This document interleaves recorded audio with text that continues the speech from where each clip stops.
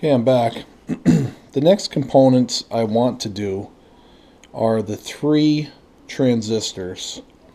Now, in your spec sheet, which is on the instructions that you got when you opened up your bag, it's going to tell you the values of these transistors, and I'm going to show you the sheet so you can get an idea of what I'm talking about. I'm going to put the chip down for a second. And we're going to take a look at this. And basically what you're looking at here, there's 3 PNP transistors. When you have your magnifying glass, you'll notice that it says 9012. That's actually on the side of it. Very hard to read without your magnifying glass. On the board, they're labeled as Q1, Q2, Q3. Now, Moodle goes over transistors quite extensively, and I'm going to give you a brief summary of how this thing actually goes in. But transistors are kind of cool because what they are is they do 2 different jobs. And in summary, this little gizmo here with 3 legs, one side is flat, the other side is kind of curved like a half moon shape. And usually when we're putting them on circuit boards, it'll show you a flat side and a round side. Let me give you an example. So here you can kind of see there's a flat side.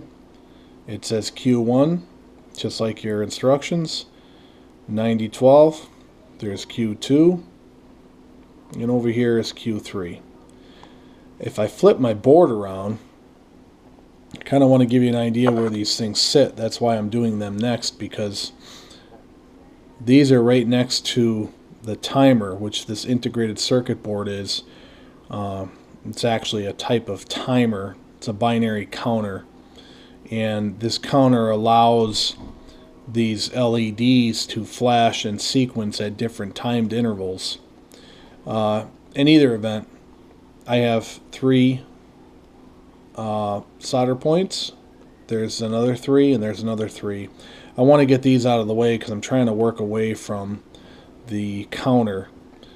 So these are really close to each other too, so I want to be particularly careful how to do them. And we have to orientate them the right way, because the way these transistors work, the middle pin on these, if you kind of take a look here, this is essentially where the power is collected from, where it's taken from in the circuit board.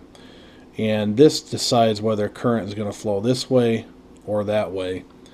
And depending on what type of transistor it is, it'll determine which way that the current flows.